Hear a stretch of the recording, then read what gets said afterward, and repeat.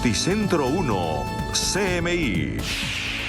Buenas noches, bienvenidos a las noticias. Los siguientes son los 3 hechos más importantes de hoy en Colombia. El ministro de Salud, Guillermo Alfonso Jaramillo, le dio un ultimátum a la EPS Sanitas. El ministro afirmó que Sanitas debe cumplir a sus usuarios con los medicamentos que dejará de entregar Cruz Verde a partir del 16 de noviembre. Asegura que el gobierno está al día con los pagos a esta EPS, a la que dijo que le han girado 7,8 billones de pesos por concepto de servicio prestado a los usuarios y casi medio billón de pesos por tratamientos y medicamentos no incluidos en el plan de beneficios en salud. Vamos a hablar más de esta noticia en nuestra emisión nacional a las 9 de la noche. Hay nuevas pistas de los secuestradores del papá del jugador de fútbol, Luis Díaz. Noticentro 1 CMI conoció 3 fotos del vehículo que usaron los secuestradores para huir de la policía el día del secuestro. Además, una moto que fue abandonada kilómetros más adelante. El carro, con placas de Venezuela, tiene varios impactos de bala. Las autoridades analizan huellas dactilares. Hoy la policía llevó 2 perros entrenados a La Guajira para buscar a la víctima, que ya cumple 3 días secuestrado. Ampliación de esta noticia en nuestra emisión nacional a las 9 de la noche. Están en alerta 8 departamentos del país por las fuertes lluvias. Se pronostica, según el IDEAM, que en los próximos 7 días podría convertirse este fenómeno en un ciclón. La Guajira, Magdalena, Atlántico, Bolívar, Antioquia, Córdoba, Sucre y el archipiélago de San Andrés están bajo vigilancia especial debido a las precipitaciones y por el riesgo de inundación. La Guajira específicamente está en alerta amarilla. Esto significa que en 48 horas podría verse afectado el departamento por lluvias prolongadas y fuertes vientos. Al final de la semana la afectación sería en San Andrés. Hay una probabilidad del 70% de que la tormenta se convierta en ciclón entre viernes y sábado. Vamos a explicar más esta noticia en nuestra emisión nacional a las 9 de la noche. Las siguientes son las noticias más importantes del mundo hoy. Israel reconoce bombardeo que causa decenas de muertos en un campo de refugiados de Gaza. Grupo rebelde de Yemen declara la guerra a Israel y aumenta el riesgo de que se extienda el conflicto. Hamás anuncia que liberará secuestrados de origen extranjero en los próximos días. Ucrania anuncia que ya van 300.000 soldados muertos en la invasión. Nueva encuesta revela que Trump amplía favoritismo entre los republicanos como candidato a la presidencia de Estados Unidos. Estados Unidos confirma que construirá una nueva bomba atómica 24 veces más poderosa que la que destruyó Hiroshima. Parte caravana con más de 5.000 migrantes de México hacia la frontera con Estados Unidos. Hombre asesina a sangre fría a padre e hijo tras una discusión entre vecinos en Nueva York. Con Claudia Palacios y Margarita Ortega. Israel reconoció la autoría de un bombardeo a un campo de refugiados en Gaza que dejó decenas de víctimas. Explosiones, bengalas y cohetes sobrevuelan Gaza.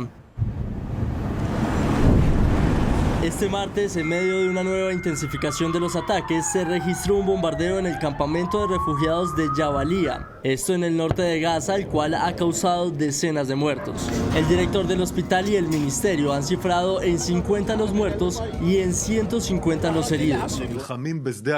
El portavoz militar israelí Daniel Hagari ha reconocido la autoría del bombardeo y asegura que iba dirigido contra un centro de operaciones subterráneo de Hamás. הלוחמים שלנו בשעה הזאת נלחמים בשדה הקרב. הם נלחמים באומץ ובגבורה. יש גם קרבות עזים שבהם מחסלים מחבלים, מנהלים קרבות פנים אל פנים וחותרים אל מגע. הלחימה הזאת היא גם לחימה מסוכנת, צריך להבין את זה. יש לזה מחירים, זה מורכב, אך היא הכרחית ביכולת שלנו להשיג את מטרות המלחמה. Por su parte, las autoridades fronterizas entre Gaza y Egipto planean abrir el paso de Rafah para permitir la entrada de 81 heridos. Esto con el fin de que puedan recibir tratamiento en hospitales egipcios. La cifra de muertos en Gaza asciende a 8.525 palestinos, entre ellos 3.542 niños. Rebeldes de Yemen, apoyados por Irán, le declararon la guerra a Israel, lo que podría ampliar el conflicto en la región. Yemen declara la guerra a Israel con 3 ataques con misiles y drones en apoyo a la población de Palestina y de toda la franja de Gaza. وعدد كبير من الطائرات المسيرة على أهداف مختلفة للعدو الإسرائيلي. El grupo Houthíes reivindicó los ataques y advirtieron que continuarán con los bombardeos hasta que el ejército israelí abandone Gaza. Además, recalcó que con los lanzamientos responden a la guerra de genocidio y con un ilimitado apoyo estadounidense y occidental a la entidad criminal. Y entre tanto, al Líbano, en la frontera norte de Israel, llegó un comandante de la Guardia Revolucionaria de Irán para coordinar los ataques de la organización Hezbollah contra territorio israelí. Esmail Kahani, comandante de la Guardia Revolucionaria de Irán, se encuentra en Beirut, Líbano, para coordinar un posible enfrentamiento con Israel. En los últimos días, Kahani se había reunido con los dirigentes de grupos terroristas palestinos, así como con la cúpula de Hezbollah. No obstante, dejaron en claro que forman parte de un grupo de aliados que buscan la desaparición del Estado de Israel y están dispuestos a lo que tengan que hacer para lograr una victoria real de la resistencia en Gaza y Palestina, así como parar la agresión brutal contra la ciudadanía oprimida. Por otro lado, el grupo Houthi de Yemen, respaldado por Irán, confirmó el lanzamiento de una gran cantidad de drones y misiles balísticos hacia Israel. إن القوات المسلحة اليمنية تؤكد أن هذه العملية هي العملية الثالثة نصرة لإخواننا المظلومين في فلسطين وتؤكد استمرارها في تنفيذ المزيد من الضربات النوعية بالصواريخ والطائرات المسيرة حتى يتوقف العدوان الإسرائيلي. Los hutíes han luchado contra una coalición liderada por Arabia Saudita desde el 2015. Por su parte, el grupo terrorista Hamas comunicó que en los próximos días liberará a varios rehenes extranjeros que mantienen Gaza. Las brigadas de Al-Qassam, brazo armado de Hamas, han asegurado que durante los próximos días liberarán a algunos de los rehenes extranjeros que mantienen retenidos en Gaza. بأننا سنفرج عن عدد من الأجانب خلال الأيام القادمة انسجاما مع موقفنا الذي أعلناه مبكرا عن عدم رغبتنا ولا حاجتنا للاحتفاظ بهم أو استمرار احتجازهم في غزة. El ejército israelí aumenta a 240 el número de los rehenes que siguen cautivos en manos de Hamas. Hasta ahora la milicia islamista ha liberado solo a 4 mujeres. Y ahora hablamos de la guerra en Europa Oriental. Ucrania reveló que ya hay 300.000 soldados rusos muertos por la invasión. Desde febrero del año 2022, Rusia ha perdido en su invasión a gran escala a Ucrania a 300.810 soldados, según el último recuento de bajas rusas presentado este martes por el Estado Mayor de Kiev. Por su parte, los miembros del Consejo de Seguridad de la ONU comunicaron que van casi de una decena de miles de civiles muertos en medio de esta invasión. At the latest count, more than 9,900 civilians have been killed since the start of the invasion. To put this into perspective, this is equivalent to almost 16 civilians killed every day. As these are only the figures of that the Office of the High Commissioner for Human Rights has so far formally verified, the actual toll is certainly higher. Ahora bien, según el Estado Mayor ucraniano, Rusia está sufriendo bajas intensivas en su campaña para rodear la localidad de Avdiivka, en la provincia oriental con Donetsk. Y en Estados Unidos, pese a todos los juicios en su contra, el expresidente Donald Trump amplía su ventaja como favorito entre los republicanos para ser candidato presidencial por su partido. El expresidente Donald Trump cuenta actualmente con un apoyo mayoritario en las primarias tempranas del estado de Carolina del Sur, donde su rival más fuerte es Nikki Haley, la exgobernadora de este estado. El 53% de los probables votantes primarios republicanos en Carolina del Sur consideran a Trump como su primera opción para la nominación presidencial republicana del 2024. El 22% elige a Haley Y el 11% respalda al gobernador de Florida, Ron DeSantis. Carolina del Sur es una de las primeras contiendas en el calendario de nominaciones del Partido Republicano el próximo año. Estados Unidos confirmó que construirá una nueva superbomba nuclear, 24 veces más poderosa que la que destruyó Hiroshima. La nueva bomba que busca desarrollar Estados Unidos tendría el nombre de B-6113, con una carga 24 veces mayor que la bomba arrojada en Hiroshima y 14 veces mayor que la lanzada en Nagasaki. Según el Departamento de Defensa, la nueva bomba incluiría funciones modernas de seguridad, protección y precisión, y afirmó que brindará más opciones para apuntar a áreas militares más grandes y más resistentes. La decisión se produce después de que China anunciara su intención de duplicar su arsenal nuclear para el 2030. Esta medida requiere la aprobación y el financiamiento del Congreso para ser aprobada y así llevarse a cabo. No significará un aumento en el arsenal nuclear del país, ya que esta reemplazaría a parte de las bombas B-6117 actualmente en stock. Una enorme caravana con al menos 5.000 migrantes partió hoy de Chiapas, en México, rumbo a la frontera con Estados Unidos. Según los migrantes, no desean esperar más por visas, ya que el tiempo para la gestión de dicho documento en el principal centro de procesamiento de migración de México, en Tapachula, es excesivamente largo. Esta es la mayor caravana de migrantes registrada desde junio de 2022. Las autoridades estadounidenses temen que la situación se desborde, pues esta caravana se sumaría a los más de 10.000 indocumentados que están en la zona de frontera intentando ingresar. Y en Brooklyn, Nueva York, en un acto aterrador de intolerancia, un hombre mató a sangre fría a un vecino y a su hijo. El hecho fue captado por cámaras de seguridad en las que se ve cómo el hombre, que estaba molesto por el ruido que hacían los vecinos, le reclama de manera agresiva y estos, un hombre y su hijo, salen a confrontarlo. El reclamante, al ver que su vecino tenía una tijera en la mano, sacó una pistola y les disparó varias veces. Luego los remató cuando estaban en el suelo. Después tomó el ascensor y abandonó el lugar. Las autoridades lo siguen buscando a esta hora.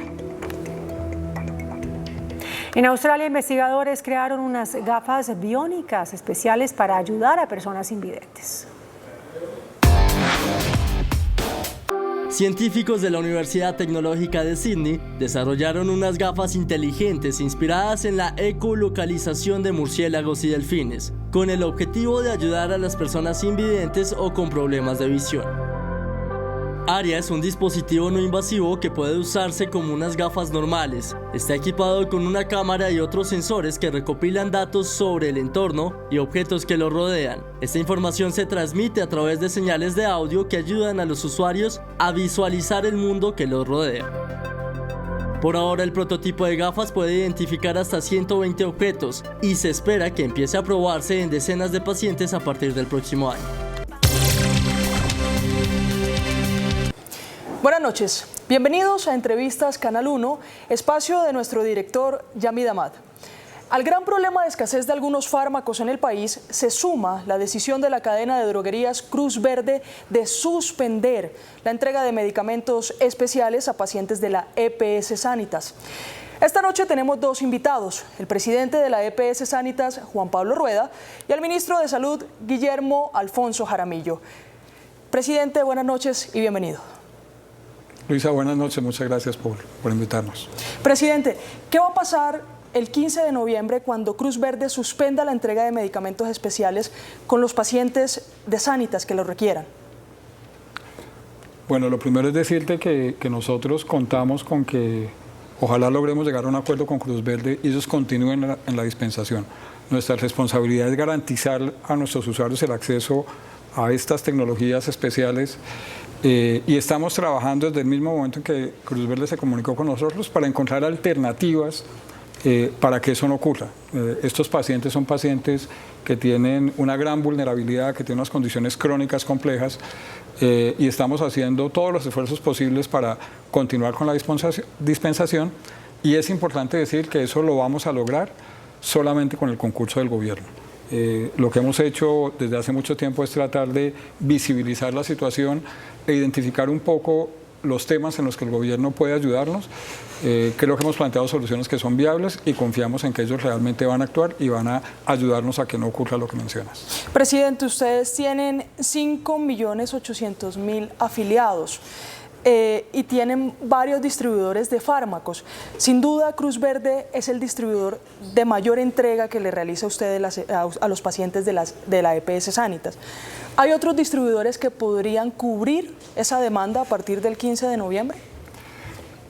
Sí puede haberlos. Tenemos otros distribuidores distintos, otros gestores farmacéuticos distintos de Cruz Verde, y en el mercado existen otros distribuidores y en caso de que no logremos llegar a un buen acuerdo con quien actualmente está atendiendo a los usuarios, pues buscaremos otras opciones. No será fácil porque esta situación que describimos no es una situación particular de la EPS Sanitas, es una situación de sector. Y muy probablemente otros distribuidores pueden sentirse un poco aprensivos de un cambio, pero pues estamos trabajando con eso, estamos trabajando con Cruz Verde y confiamos en que tenemos que llegar a una buena solución por el bien de los afiliados. Son cerca de 400.000 millones de pesos lo que ustedes les deben a Cruz Verde, pero usted hoy en una rueda de prensa aseguró que son 500.000 millones de pesos los que se le debe a gestores farmacéuticos. ¿A qué otros gestores se les debe y cómo está la situación con ellos? Que no vaya a poner en riesgo entonces también la distribución por parte de ellos. Sí, estas tecnologías no PBS en su gran proporción son medicamentos, pero hay otro tipo de servicios de cuidadores, servicios de alimentos especiales, servicios de aseo personal, transportes especiales. Entonces es una red mucho más amplia de prestadores, no solo gestores farmacéuticos. En total la deuda que se ha acumulado en los últimos 3 años asciende casi al $500 millón de pesos. De aquellos, como la gran mayoría son medicamentos, pues Cruz Verde tiene una alta proporción. Y la idea es que en la medida en que el gobierno ha venido girando esos recursos, nosotros inmediatamente los irrigamos hacia ellos, los difundimos hacia la red y algunos de ellos pues han logrado mantener la operación. El monto que afecta a Cruz Verde es un monto relevante y confiamos en que logremos resolverlo. También hay que decir que no es la única relación contractual que tenemos con Cruz Verde, la tenemos en lo no PBS, pero también lo tenemos en el plan de beneficios en salud de los medicamentos PBS y esta es la mayor proporción también de la facturación que tenemos con ellos, la del PBS y con esta parte que es el PBS, el flujo es un flujo continuo y oportuno. Presidente, sin duda hablar con Cruz Verde y llegar a un posible acuerdo es una decisión o una medida a corto plazo, una medida rápida en la que se puede hablar con ellos. Sin embargo, este tema de los presupuestos máximos y de medicamentos especiales viene de muchos años atrás. ¿Cuáles son las soluciones que ustedes le proponen al gobierno o que ustedes como entidad proponen para que esto no se siga registrando? Mira, la información de los consumos de presupuestos máximos, en particular en los últimos 3 años, esta información de los consumos es una información que está disponible para el gobierno en las plataformas, en una plataforma que es del Estado que se llama MIPRES, y ellos conocen realmente cuál es el volumen y el monto de esos consumos. Desafortunadamente los cálculos que se han hecho no solamente en el momento actual del gobierno, sino en los gobiernos anteriores, los cálculos no han sido tan precisos, se han venido generando un descalce progresivo que en este momento es del orden de los 23.000 millones de pesos al mes que se acumula mes a mes y generó este valor. Entonces, lo primero que le hemos pedido al gobierno es haga un cálculo correcto de estas cifras. Si en este momento es difícil desde el punto de vista fiscal para el país el pago de esos recursos del descalce conocido por el gobierno, entendemos que lo que se puede hacer es un reconocimiento de deuda y que ese pago se haga en el futuro, en el próximo año, en los próximos 2 años. Entonces, la primera propuesta que le hicimos al gobierno en las primeras reuniones que tuvimos alrededor de esto hace unos 2 meses fue que se hiciese un reconocimiento de deuda. No hemos avanzado desafortunadamente, no ha habido respuesta a esa propuesta que hicimos no solo desde Sanitas, sino también 2 EPS que nos acompañaron en esta manifestación al gobierno. Entonces, como no ha habido respuesta, la opción adicional que planteamos es que de alguna manera el gobierno asuma algo que desde el punto de vista normativo y constitucional es una responsabilidad del Estado, que es financiar estas tecnologías no PBS, estos medicamentos especiales, Y le sugerimos al gobierno que en adelante ellos asuman el pago directamente a la red de prestadores y conociendo ellos las cifras de los montos de facturación, muy probablemente verán más de cerca la realidad del costo que tienen, la asumirán, la pagarán y nosotros de alguna forma saldríamos de estar un poco en ese intermedio de operación. Presidente, lo que usted está queriendo decir es que la propuesta del Gobierno Nacional con la reforma a la salud de realizar giros directos por parte de la ADRES, es decir, que la EPS no toque esos dineros, se inicie con un plan piloto para realizar giros directos a los farmacéuticos. Sí, el giro directo, Luisa, es una forma de transferir los recursos. Los recursos se pueden girar directamente del Estado al prestador o se pueden girar del Estado al asegurador y del asegurador al prestador. El giro directo lo que hace es generar ese flujo directo de pagos allí, pero el giro directo no resuelve la suficiencia de los recursos. Lo que nosotros necesitamos es que el gobierno identifique, algo que es fácil de identificar porque tiene la información y porque se la hemos mostrado de una manera muy simple, considero yo, identifique ese déficit, ese descalce, esa insuficiencia y lo corrija. Si lo hace a través del giro directo nos parecerá bien, si lo hace a través de los aseguradores nos parecerá que también es una buena opción. Lo importante es que los recursos sean suficientes y el problema que tenemos en este momento no se trata del ritmo en que se envían esos recursos, sino de que esos recursos no son suficientes. A pesar de que se giren de manera anticipada, a pesar de que sean adelantos, el problema de fondo es que no son suficientes. Y es lo que necesitamos que el gobierno entienda y resuelva. Y te quiero decir que no son cifras muy altas, no son del tamaño de una reforma tributaria, son cifras que muy probablemente son manejables fiscalmente para el gobierno y lo que necesitamos ahora es que atienda esta situación coyuntural que es la suma de 3 meses de insuficiencia y que desafortunadamente llevó a una situación que anticipamos y que no queríamos ver. Y es que realmente tenemos un riesgo de afectar a estas personas que son, como te dije, personas muy vulnerables y no queremos la crisis social que eso supondría. Presidente, precisamente usted hoy también mencionó una cifra, 1.1 billones de pesos. ¿A qué corresponde esa cifra que usted dice de pacientes atendidos que no fueron reconocidos por el Gobierno Nacional en el presupuesto que ustedes se le entregaron en esa categoría de presupuestos máximos? Sí, la cifra de 1.1 billones corresponde a un histórico de aproximadamente 15 años, Luisa. En 15 años nosotros hemos prestado una gran cantidad de servicios no PBS, pero lo que hemos recibido del Estado en reconocimiento a esos servicios no PBS ha sido menor al costo real que tuvimos, menor en 1,1 billones de pesos. Esa cifra tiene 2 momentos. Del 2020 hacia acá, que es cuando se implementó la metodología de presupuestos máximos, y del 2020 para acá la cifra es alrededor de 500.000 millones de pesos. Allí están los 400.000 millones de pesos de Cruz Verde. Vale decir que del 2020 hacia atrás, 2019, 18, 17 y varios años atrás, nosotros no tenemos ninguna deuda ni con Cruz Verde ni con ningún proveedor de tecnologías no PBS, porque en ese entonces nosotros prestamos los servicios, se los pagamos a todos los prestadores y tratamos de recobrarlos al Estado. Esos 600.000 millones de pesos, que suman a los 1.1 de antes del 2020, aunque el Estado no los debe, nosotros no tenemos deudas con los prestadores.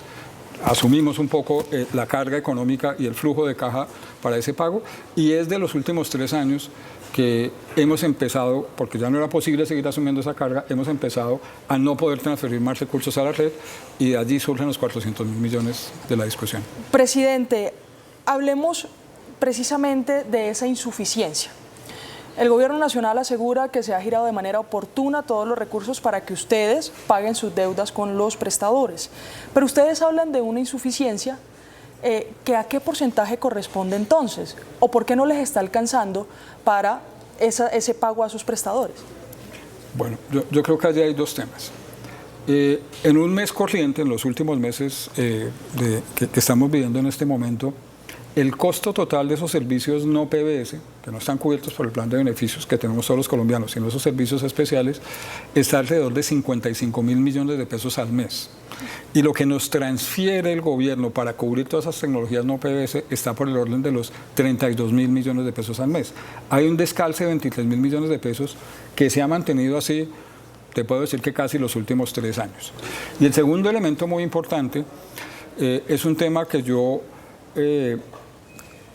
resumo con la palabra asimetría. ¿Qué ocurre? Realmente EPS Sanitas ha sido una EPS destacada con una historia de reconocimiento importante en los últimos años y eso ha motivado que muchas personas afiliadas a otras EPS donde de pronto no han tenido buen acceso a los servicios tomen la decisión de trasladarse a la EPS Sanitas y traen condiciones de salud particularmente costosas, consumen medicamentos de enfermedades huérfanas muy costosos. Presidente, ya para cerrar con usted, aquí en nuestro programa, usted como presidente de Sanitas, pese a los desacuerdos con el gobierno nacional y la crisis financiera por la que están atravesando, se compromete que a partir del 15 de noviembre estos pacientes con enfermedades huérfanas, enfermedades crónicas, tratamientos nutricionales pendientes, van a recibir sus medicamentos.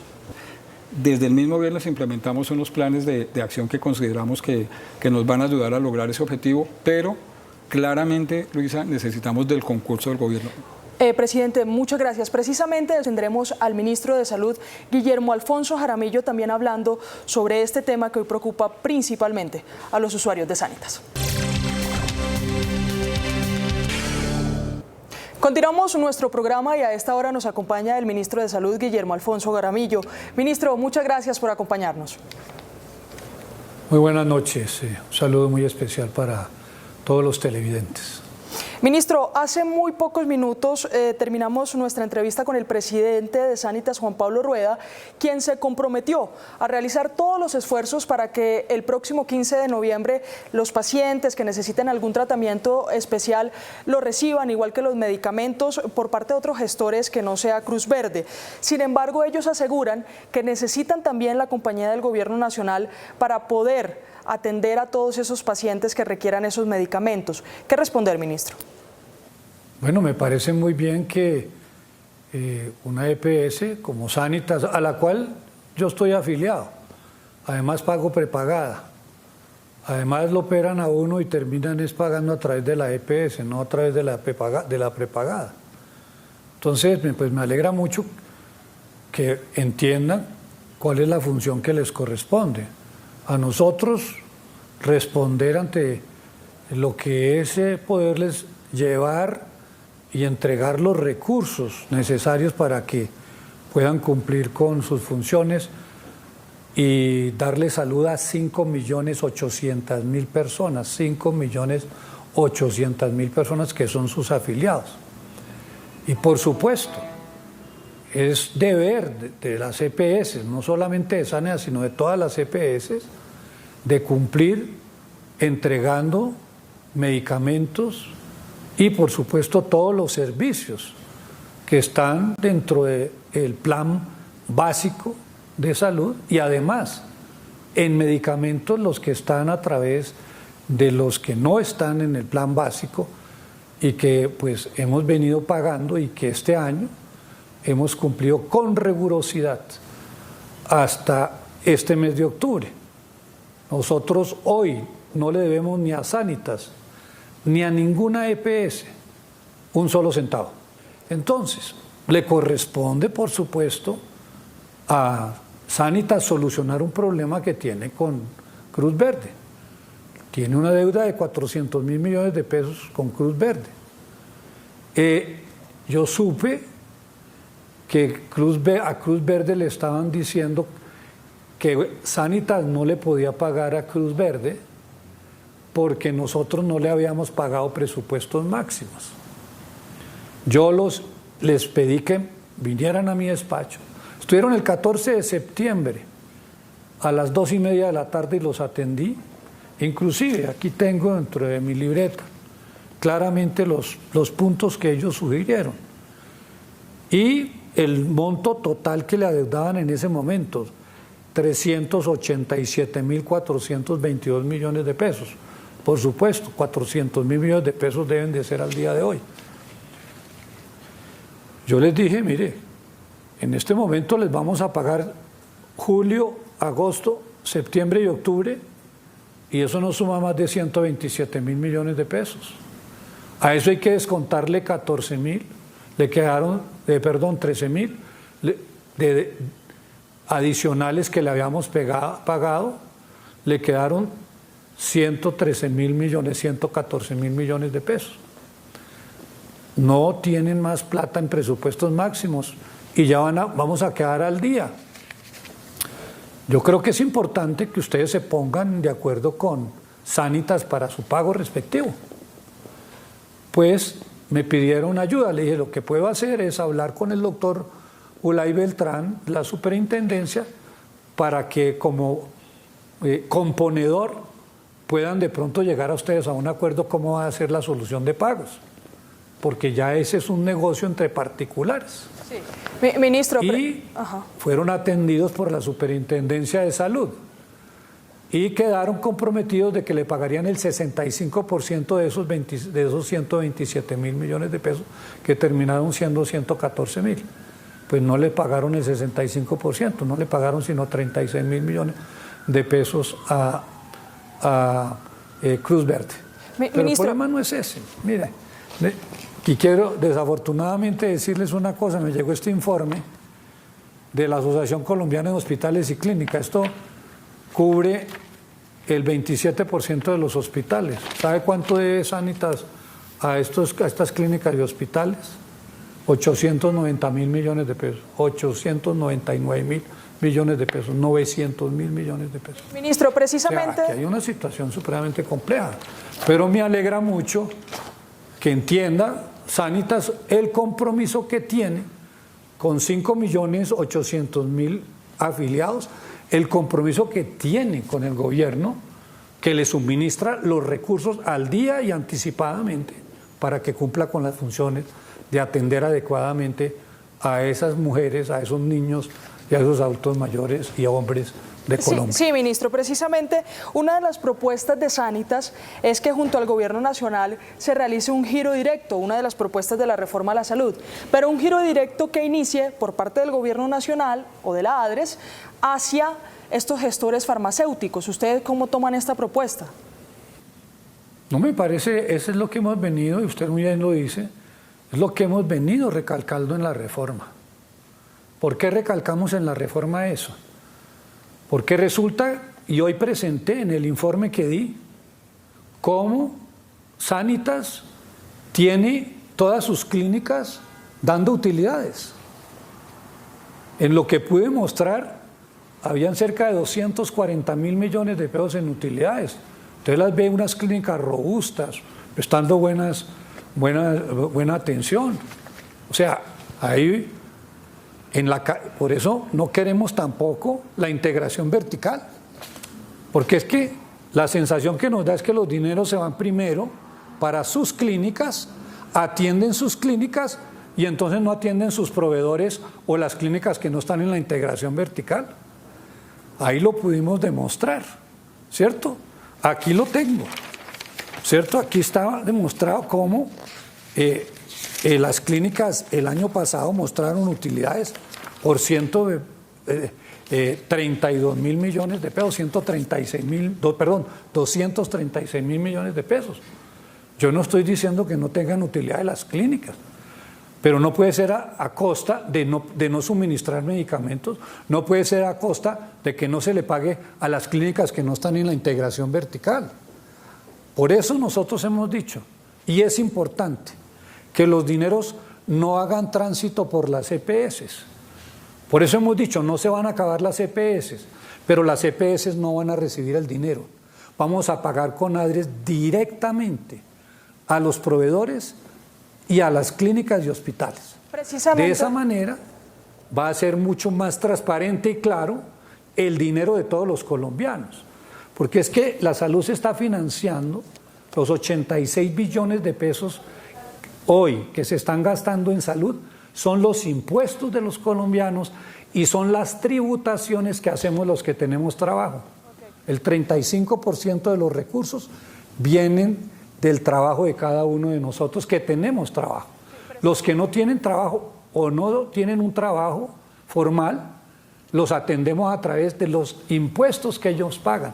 No es gratis, porque todos los colombianos, hasta el más sencillo de los colombianos, paga impuestos.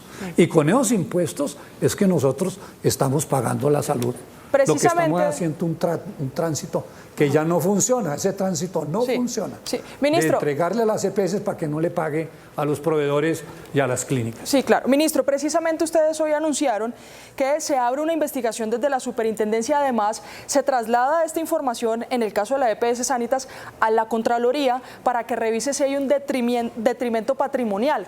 Eso por más de 30.000 quejas que pusieron los usuarios ante la superintendencia por el tema de la no entrega de medicamentos. Ministro, ¿cómo va a avanzar esa investigación?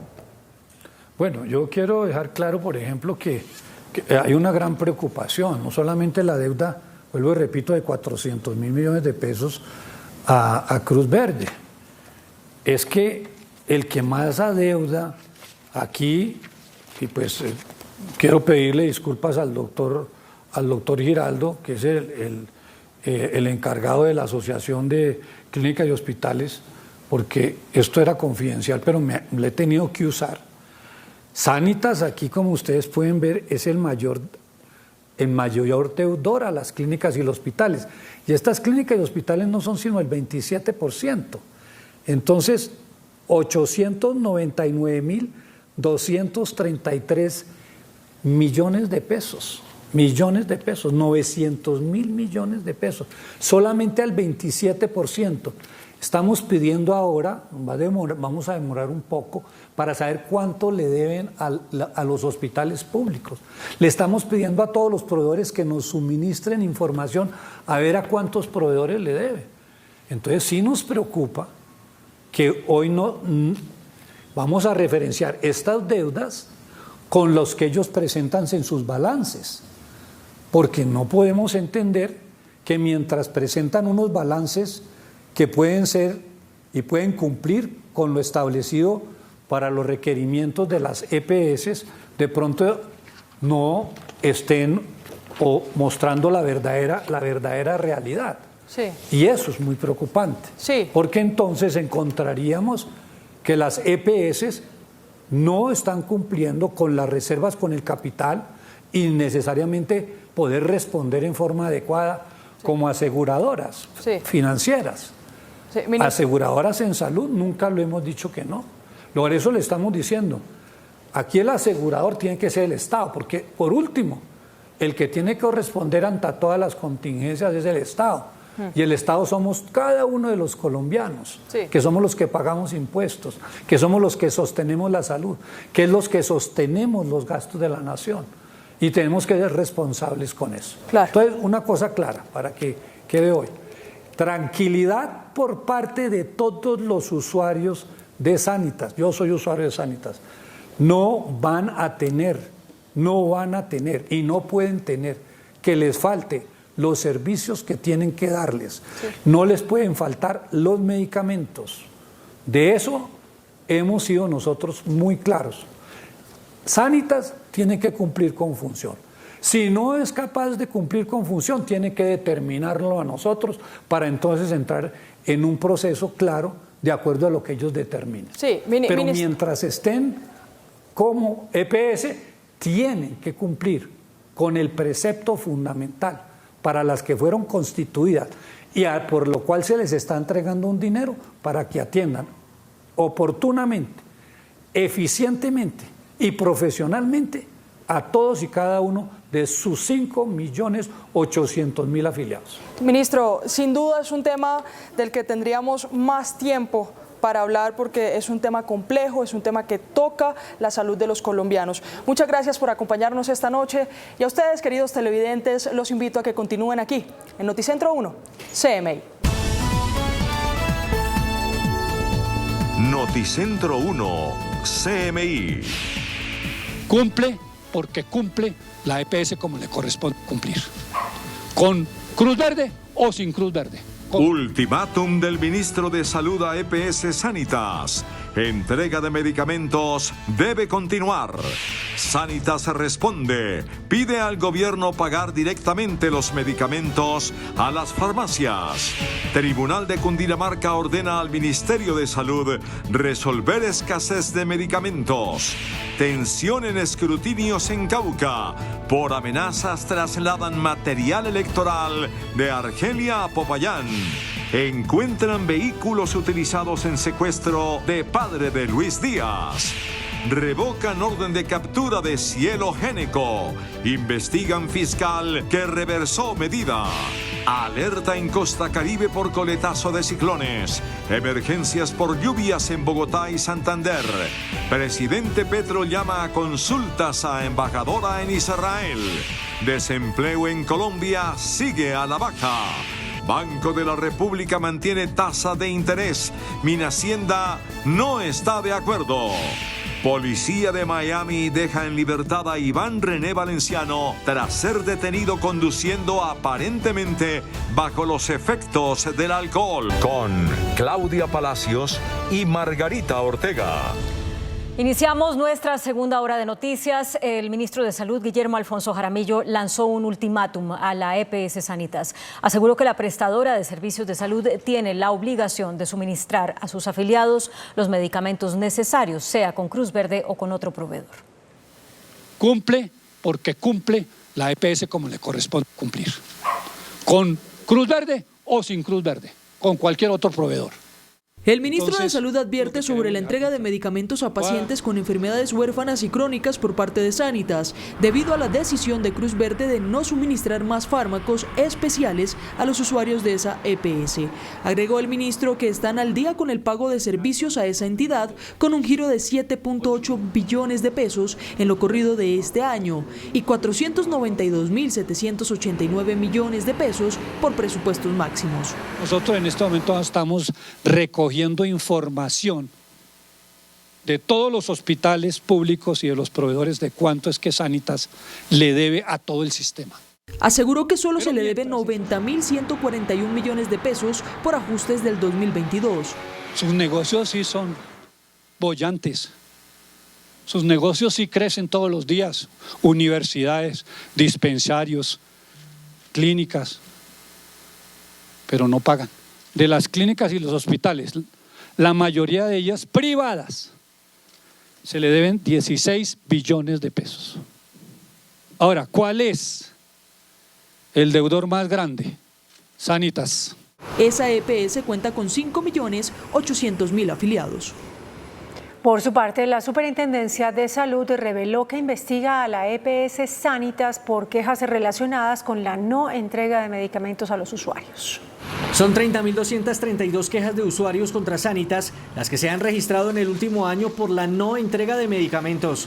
Estamos haciendo toda una recolección de información y medición de los diferentes indicadores que permiten, por un lado, definir si cumple los indicadores financieros que permiten su permanencia, pero también, y lo que es importante porque somos una superintendencia de salud, garantizar que efectivamente esta EPS esté cumpliendo con la obligación de satisfacer el derecho y las expectativas de atención de una persona que está ahí afiliada. También se investigará si existe un detrimento patrimonial. En el mes de octubre hemos hecho traslado a la Contraloría de esta información a partir de lo que hemos considerado una actuación no correspondiente con la responsabilidad del aseguramiento que debe desarrollar la EPS Sanitas. 6 casos fueron trasladados a la Dirección de Investigación de la Superintendencia. Entre tanto, Sanitas presentó varias alternativas para solucionar la crisis en la entrega de medicamentos con Cruz Verde. Pidió que el gobierno haga pagos directos a las farmacias. Es nuestra obligación hacerlo, pero además de ser nuestra obligación, es nuestro compromiso hacerlo. El plan de contingencia de Sanitas contempla como primera medida llegar a acuerdos económicos con la cadena de farmacias Cruz Verde para que continúen prestando sus servicios. También enviaron un mensaje al gobierno para que implemente pagos directos a los gestores farmacéuticos.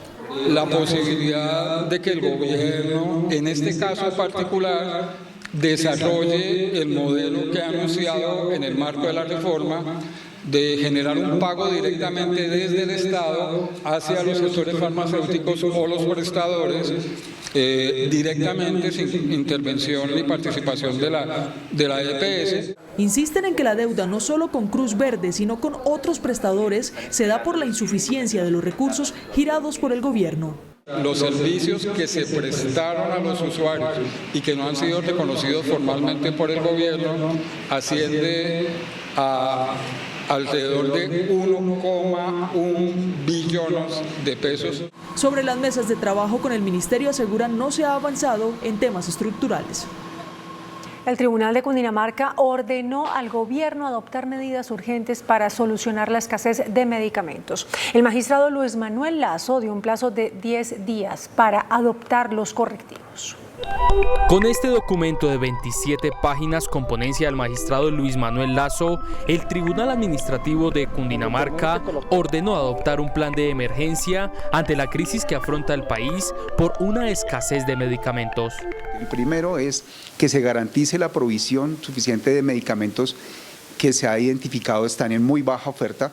Un segundo escenario es que se resuelvan 28.000 solicitudes de registro que actualmente están represadas en el INVIMA. Un tercer escenario es que esa mesa agilice la provisión también de materias primas para la fabricación de los medicamentos que se han identificado como de baja oferta. Tanto el Ministerio de Salud como el INVIMA tienen un plazo para responder. Concede un término de 10 días para la instalación y la verificación de fórmulas de solución a esa problemática. La acción popular la habría presentado la Procuraduría General de la Nación, la cual abrió por este caso una investigación disciplinaria contra el ministro de Salud Guillermo Alfonso Jaramillo y la exministra de Salud Carolina Corcho. Y por su parte, el gremio de la EPS aseguró que hay un problema estructural en el sistema de salud e insistió en que el gobierno sí tiene una deuda represada con las entidades prestadoras de salud. A través de este comunicado, ACEMI dio a conocer 8 puntos que explican, según la asociación, un problema estructural del sistema de salud, especialmente en materia de presupuestos máximos que hoy tienen en jaque la distribución de medicamentos a usuarios de Sanitas. Los recursos que reciben las EPS por este concepto se destinan exclusivamente a la compra de esos medicamentos y tecnologías no cubiertas en el PBS y corresponde exclusivamente al gobierno nacional asegurar su oportunidad y suficiencia. Insisten en que el gobierno sí tiene deudas con esas entidades. Tampoco ha pagado el ministerio los ajustes de los presupuestos máximos del año 2022, que ascienden a 1,67 billones de pesos, que equivale al mayor gasto en tecnologías y medicamentos dispensados por las EPS ese año a los pacientes. Invitan al gobierno a dar soluciones a temas presupuestales. Entre los usuarios de la EPS Sanitas hay preocupación por la suspensión en la entrega de medicamentos por parte de Cruz Verde. Entonces, ¿qué hacemos? ¿Pero qué hacemos? Eso se sale de mi control, yo no puedo cambiar la vaina. Entonces, ¿quién hará algo? Usuarios de la EPS Sanitas y que tradicionalmente reclaman sus medicamentos en puntos de Cruz Verde muestran su preocupación por lo que pueda suceder con el servicio después del 15 de noviembre. No, mal para nosotros los colombianos, muy mal, porque son medicamentos que necesitamos a diario para tomar. Más que todo mayores de edad, necesitan de los medicamentos y se quedan sin ellos, pues imagínate. Aseguran que no han tenido problemas en los últimos años con el despacho de sus medicamentos. Yo llevo ya poco de tiempo, como 10 a 20 años en esto y nunca me han fallado, ahí están. ¿Verdad? Algunos medicamentos del plan de beneficios están escasos, según algunos usuarios. Y por su parte, la procuradora Margarita Cabello citó para mañana a Sanitas y a Cruz Verde para buscar una solución a la entrega de medicamentos. Según la Procuraduría General de la República, la entidad ha sido mediadora entre las partes involucradas ante la situación generada entre la EPS Sanitas y Cruz Verde. Estamos conversando con ambas entidades para efectos de lograr un punto de equilibrio y ayudar como Ministerio Público a que se solucione la problemática. La procuradora Margarita Cabello confirmó que hay reclamo entre las partes por la asignación de los recursos por parte del Gobierno Nacional. Reuniendo a las partes y conversando con las entidades que están en disputa para efectos de lograr unos puntos en donde el interés superior, que es el beneficio de los ciudadanos, sobre todo los afiliados a Sanitas, se pueda solucionar rápidamente. Las declaraciones la entregó la procuradora Margarita Cabello en visita que lideró a la ciudad de Pereira para revisar las obras que se llevan a cabo para la realización de los Juegos Nacionales 2023. Como una estrategia del gobierno para asfixiar a la EPS, calificaron senadores de diferentes partidos la crisis en el suministro de medicamentos por la negativa de Droguerías Cruz Verde a hacerlo ante la falta de pago de Sanitas. La mayoría de partidos políticos en el Congreso de la República culpa al gobierno por la crisis que vive la EPS Sanitas. Este gobierno y este ministro van a ser responsables de la muerte de colombianos por la desatención, por falta de pago. Es una estrategia para resecar y para poder intervenir. Es evidente que es una estrategia del gobierno, lo es desde hace mucho rato. El gobierno tiene los dineros para hacer los pagos, para que las EPS puedan hacer las intervenciones en la entrega de los medicamentos, en la prestación de los servicios quirúrgicos, posquirúrgicos, etcétera. Lo que se está queriendo ver es que la ADRES no ha girado, y eso dicen las EPS, y que por eso están colapsando. Eso puede hacer ver o puede hacer creer a la gente que ellos mismos están colapsando el sistema. Podría salir bien en la medida para el gobierno que la gente diga que el sistema no es bueno, que es lo que ha pretendido durante todo el tiempo. Sin embargo, el presidente de la Cámara, aliado del gobierno, defiende a la administración de Gustavo Petro y dice que nada tiene que ver con una estrategia para asfixiar a las EPS. El gobierno ha tenido un comportamiento siempre cercano, pero además ha dicho la verdad frente a la crisis que tiene nuestro sistema de salud. Coinciden los congresistas en que la reforma de la salud con ese tema tiene un ambiente turbio en el Congreso de la República. Los escrutinios en el Cauca se desarrollaron en medio de alteraciones del orden público y debido a las amenazas tuvo que ser trasladado el material electoral desde Argelia hacia Popayán.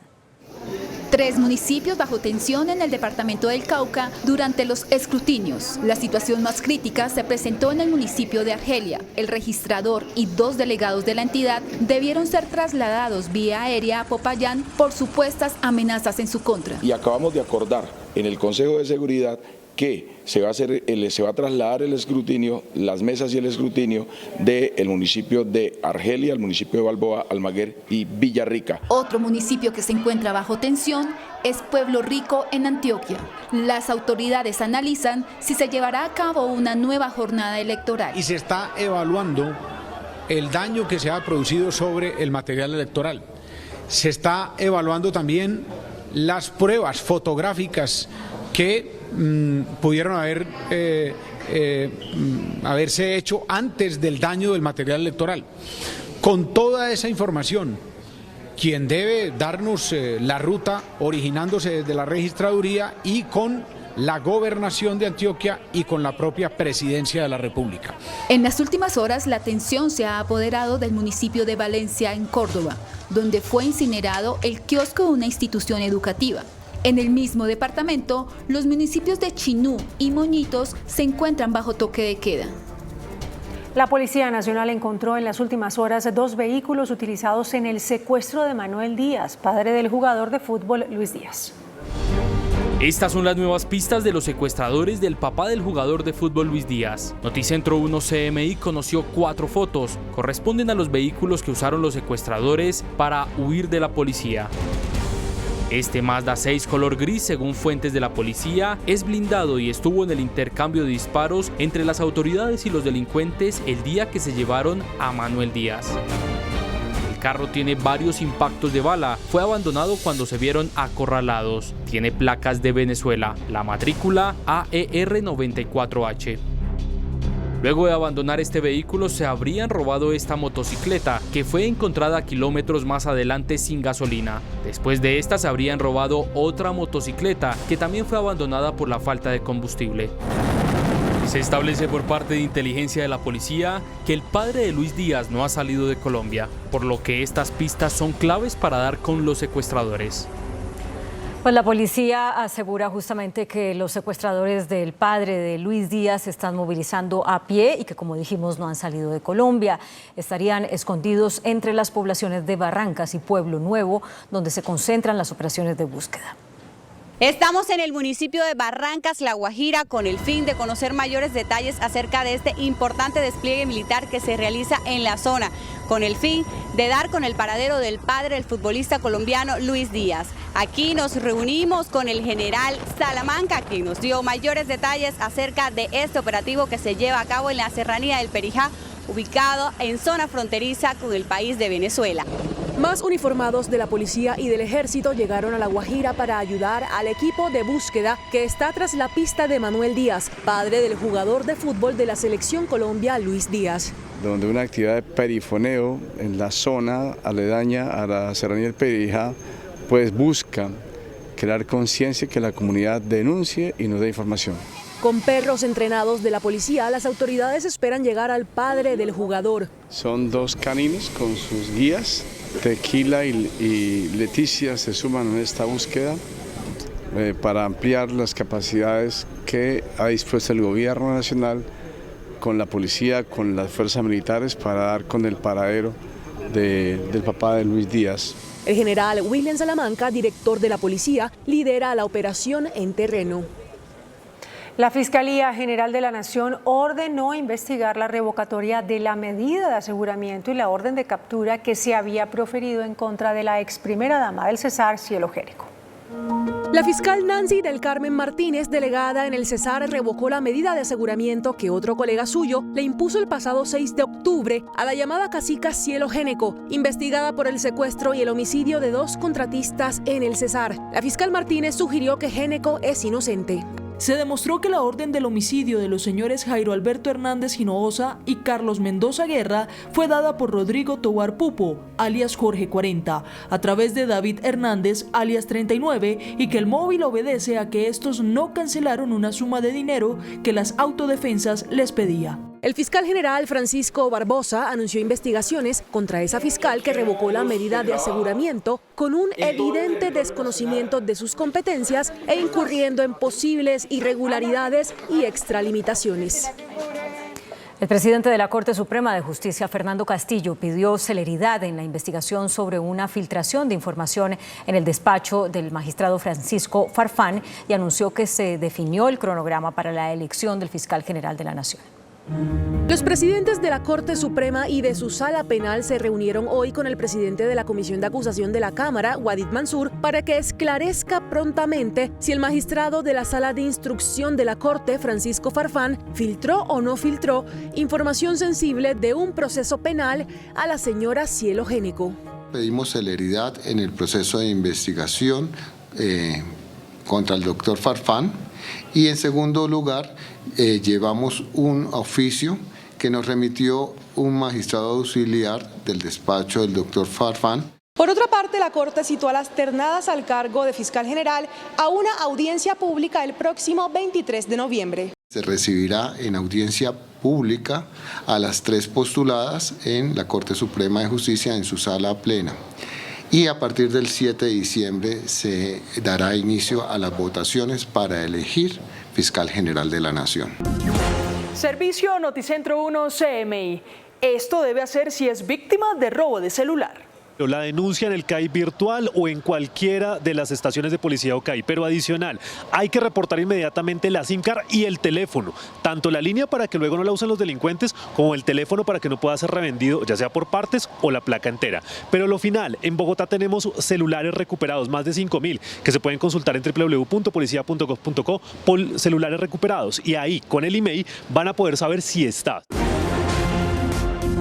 En alerta están 8 departamentos de Colombia por el fenómeno climático que ha provocado fuertes lluvias y que al final de la semana podría convertirse en ciclón.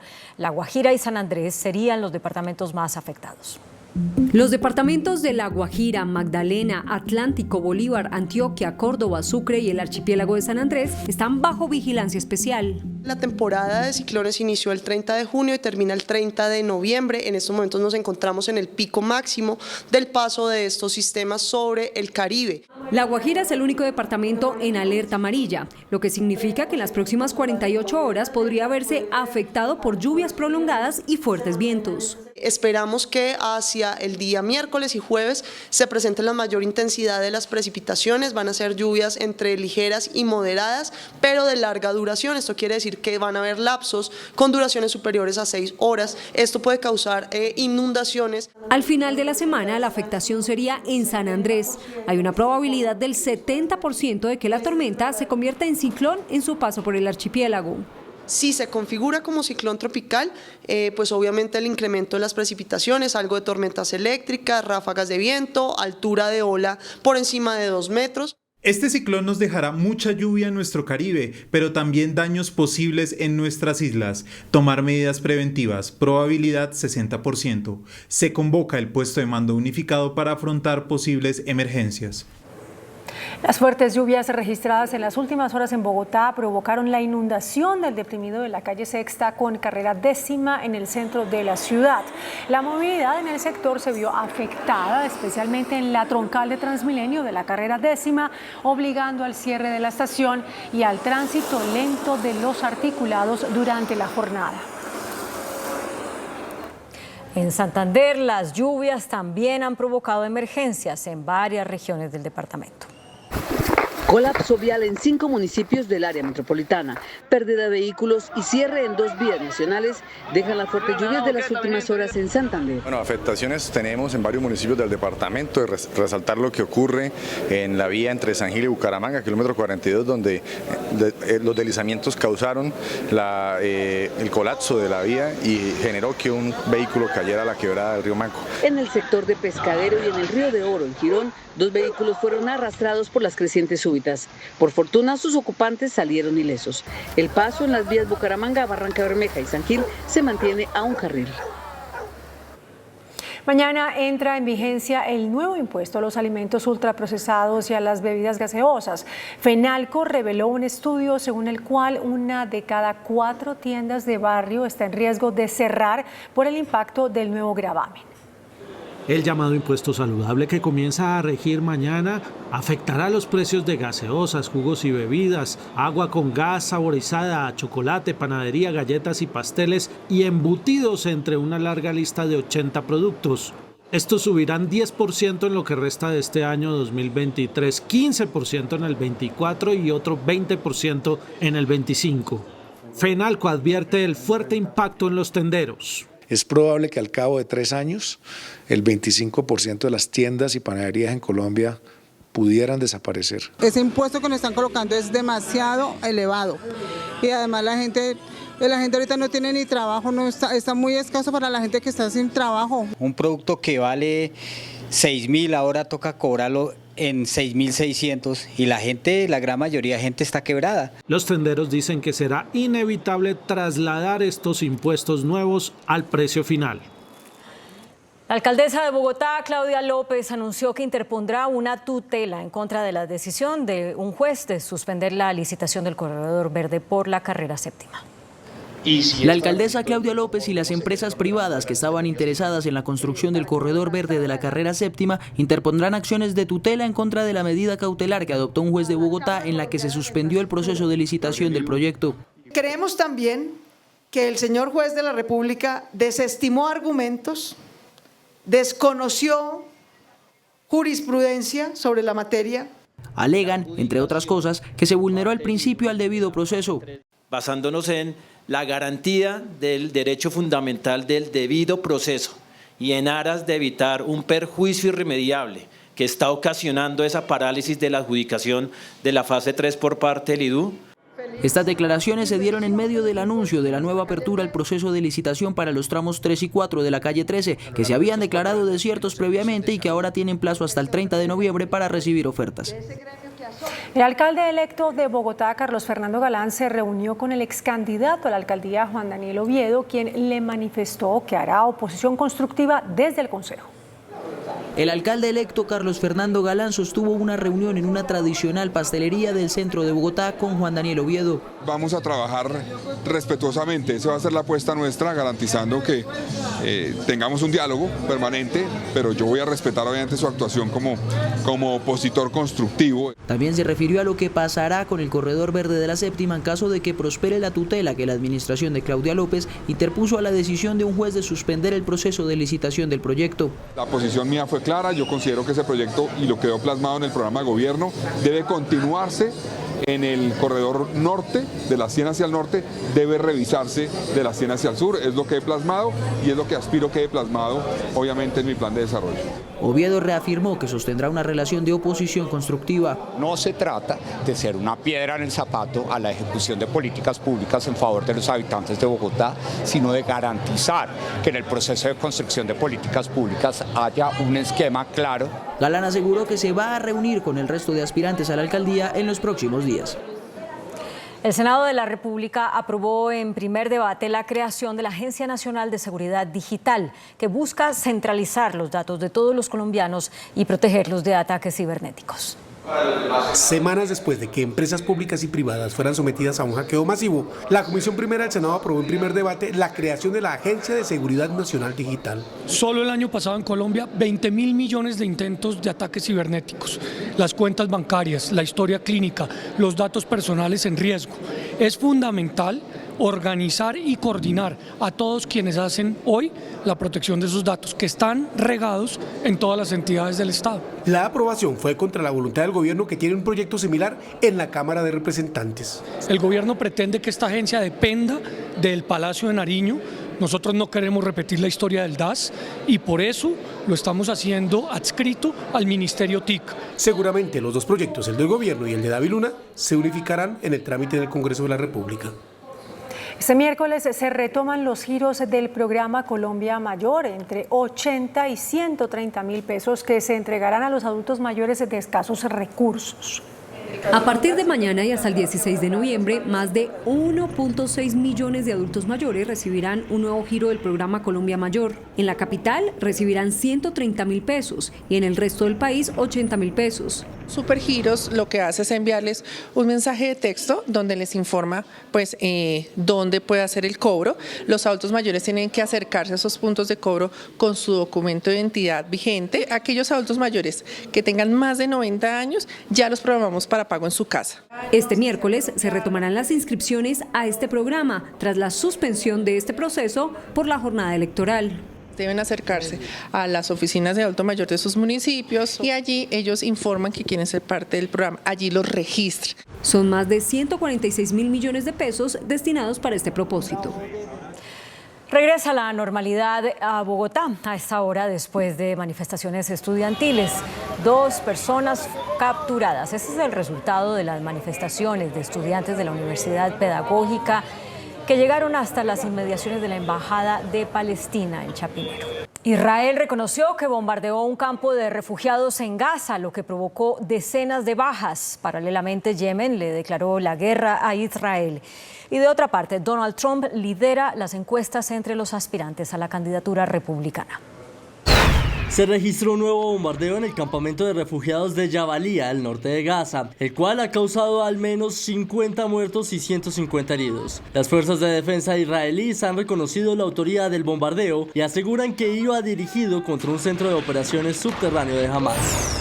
En Carolina del Sur, Estados Unidos, el expresidente Donald Trump empieza a liderar las encuestas como candidato favorito a los republicanos, donde su rival más fuerte es Nikki Haley, la exgobernadora del estado. Carolina del Sur es una de las primeras contiendas en el calendario de nominaciones del Partido Republicano en el próximo año y celebrará sus primarias republicanas el 24 de febrero.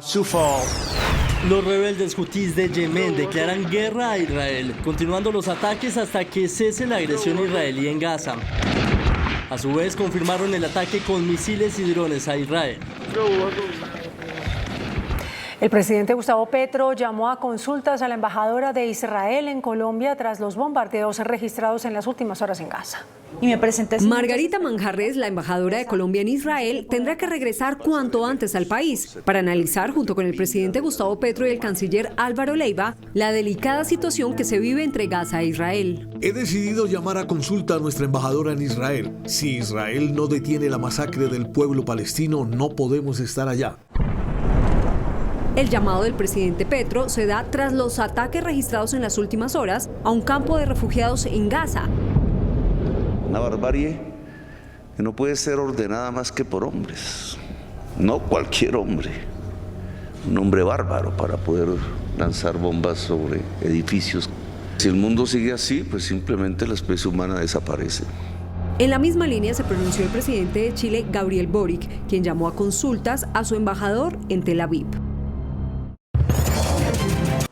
La tasa de desempleo bajó a 9,3% en septiembre, su nivel más bajo en 5 años. Sin embargo, según el DANE, en el país todavía hay 2.300.000 personas desempleadas. Desde mayo y durante los últimos 5 meses, la tasa de desempleo ha venido disminuyendo progresivamente. ubicándose por debajo del 10% hasta alcanzar un nivel de 9,3%, uno de los más bajos en los últimos 5 años. Esta recuperación del empleo se está ahora viendo más que en 13 ciudades y áreas metropolitanas donde no veíamos diferencias estadísticamente significativas. Esta reducción progresiva emana de las políticas del gobierno nacional, de la política de empleo para la vida, del fortalecimiento de la economía popular. Por ciudades, las de más alta tasa de desocupación son Quibdó, Ibagué y Florencia, mientras que Pereira, Manizales y Bucaramanga reportan los menores niveles de desempleo. La tesis de las centrales obreras es que altos ajustes en el salario terminan generando empleo. En la medida en que usted tenga una economía en la cual se pagan salarios dignos y decentes, es decir, buenos salarios y buenos ingresos, la gente consume y por tal motivo hay más generación de productos, de bienes y servicios y por tal motivo de empleo. Según el DANE, la informalidad también bajó en el país del 58% que estaba hace un año a 56% en septiembre. Juan Armando Rojas, Noticentro 1, CMI. El Banco de la República mantuvo en 13.25% las tasas de interés. El ministro de Hacienda, Ricardo Bonilla, se mostró en desacuerdo con la determinación. Por mayoría, la Junta Directiva del Banco de la República decidió mantener sus tasas de interés en 13,25%. La decisión es consecuencia de una alta inflación, la cual se mantiene en niveles hoy en 10,99%. Además, las expectativas del equipo técnico incluso elevaron su pronóstico para el cierre del año de 8,96% por encima del 9%.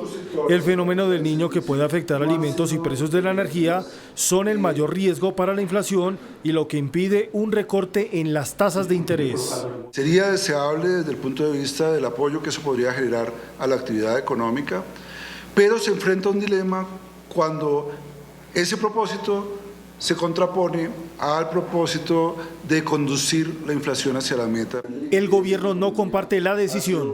Respeto la decisión de la mayoría, estoy en desacuerdo con ella. Creo que se está creando un obstáculo a la recuperación de la economía por mantener tasas de interés altas. Finalmente, el ministro sostuvo que se vienen 3 alzas al precio de la gasolina. Un informe de la Contraloría General advierte que las inversiones en seguridad durante el gobierno del presidente Iván Duque no habrían sido efectivas. La Contraloría informa que entre 2018 y 2022 el gobierno Duque invirtió 220 billones de pesos para combatir la inseguridad sin lograr resultados contundentes. El aumento del presupuesto destinado a defensa y policía, especialmente en el rubro de inversión, de casi el 40% entre 2018 y 2022, no parece haber generado una reducción significativa en las conductas delictivas. La Contraloría señala que después de la pandemia hubo un empeoramiento de la seguridad en regiones como Quibdó, en el Chocó, Tame en Arauca, Valdivia en Antioquia y Puerto Lleras en el Meta. El índice de capitalización de la bolsa, que mide el comportamiento de las 25 principales acciones, cerró a la baja. El índice selectivo MSCI Colcap de la Bolsa de Valores de Colombia bajó 0,05% a 1.088 puntos. La acción de Terpel fue la que más subió, con una valorización de 3,79% a 6.850 pesos. La acción de la inmobiliaria PI fue la que más bajó, con una pérdida de 3,77% a 51.000 pesos. La acción más negociada de la jornada fue la de Ecopetrol, al movilizar más de 12.000 millones de pesos, con una variación positiva de 1,17% a 2.423 pesos. El dólar cerró al alza. Indicadores económicos en Noticentro 1 CMI. La tasa representativa del mercado, que regirá para mañana miércoles, será de 4.114 pesos con 29 centavos. Los profesionales del cambio compran la divisa en promedio en 3.950 pesos y la venden en 4.000 pesos. Un euro cuesta 4.335 pesos con 10 centavos. La libra de café en Nueva York se cotizó a $1.67 centavos. El azúcar se transó en 27,11 centavos de dólar la libra. El barril de petróleo WTI se cotizó en $81.35 centavos. La referencia Brent para Colombia se cotizó en $85.64 centavos. Una acción de Ecopetrol cuesta 2.423 pesos.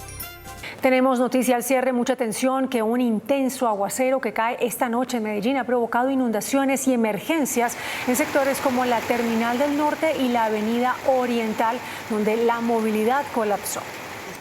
Así terminamos esta emisión de Noticentro 1 CMI.